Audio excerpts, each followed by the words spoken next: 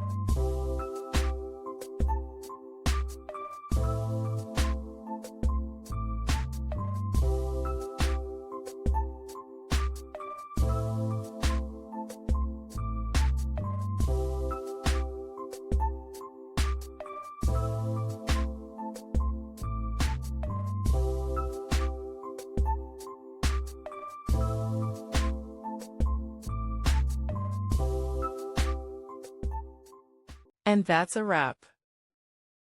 I hope you found the answer you were looking for. If you did, take a second to hit that subscribe button. It really helps out. And let me know in the comments which solution worked best for you.